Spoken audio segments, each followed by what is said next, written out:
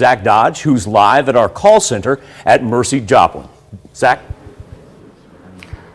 Michael, the phone lines are currently open where anyone who's at home can call in at any time to get their questions about the COVID-19 vaccines answered. And right now I'm joined by Miss Sarah Stuck. She is a licensed nurse here at Mercy Hospital, and she's going to tell us a little bit about how cases have been impacting those younger people, preteens and teenagers. So there have been 1.5 million cases reported of COVID-19 in the age group of 12 through 17. And the CDC has now done the research and some clinical trials, and as of this week, they have approved the vaccine for ages 12 through 17. And in those clinical trials that Pfizer did for getting to this point for approval for 12 to 15-year-olds, do you know as far as how those results went, how the trials went, things like that?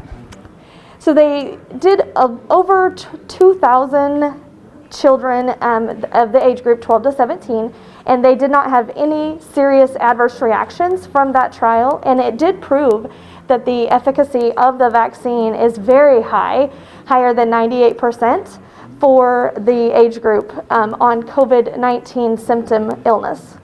And we have heard that whenever someone who is younger ends up getting COVID-19, it doesn't impact them. They don't have as severe of a case. So maybe there might be some parents out there or even their kids who are thinking that they shouldn't get it because even if they do get COVID, it won't really be a big deal. Can you kind of talk about that at all?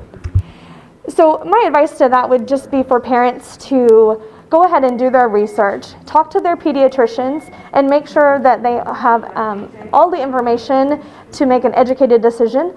We are asking that people get vaccinated in order to stop the spread and to help curb the cases for high-risk patients.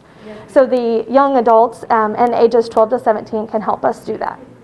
All right, thank you very much again, Ms. Stuck. And we are still here at Mercy Hospital. The phone lines continue to be open all day through 6:30 p.m. where you can call in at any time to get your questions about the COVID-19 vaccine answered. We'll have more about it a little bit later in the show. You're watching the KOAM Morning News on Fox 14. We'll be right back.